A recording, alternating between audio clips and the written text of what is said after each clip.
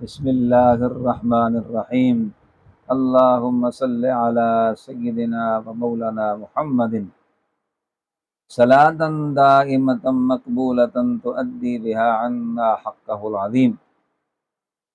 اللہ رب العزت کا شکر ہے کہ اس نے ہمیں توفیق دی نیکی کا کام کرنے اور دوسروں تک پہنچانے کے لیے۔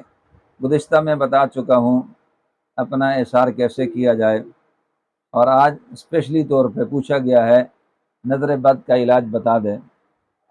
اللہ تبارک و تعالیٰ کا یہ کلام پاک شفا ہے اور رحمت ہے، یقین سے پڑھا جائے۔ ہر آدمی کا کوئی نہ کوئی استاد ہوتا ہے۔ یہ عمل جو مجھے اجازت دیا گیا جب میں طالب علم تھا، اللہ تبارک و تعالیٰ، حاجی صاحب کا مجھے نام یاد نہیں ہے، رحمانی مسجد کے پاس دستگیر میں رہتے تھے، تہجد گزار آدمی تھے، اور کافی عرصہ ہماری ملاقات رہی، مگر ایک بار گیا تو پتہ چلا اللہ کو پیارے ہو گئے ہیں، تو انہوں نے اجازت فرمائی تھی کہ یہ اجازت ہے نظر لگنے کا علاج۔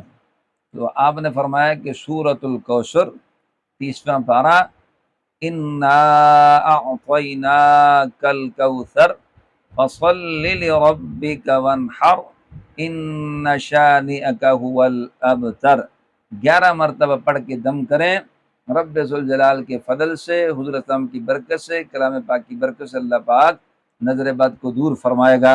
اور اس کو اس طرح بھی پڑھ سکتے ہیں، انا اعطیناک الکوثر تر تر تر فصل لربک وانحر حر ان شانئک هو الابتر تر۔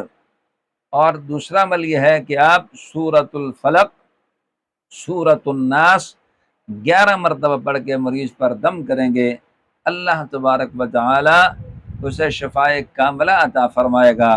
اور آپ کو پڑھنے کا ایک اور طریقہ بھی بتا دیتے ہیں، قل اعوذ برب الناس، ناس ناس ناس، اس کو بار بار دہراتے رہیں، یہ بھی طریقہ ہے پڑھنے کا۔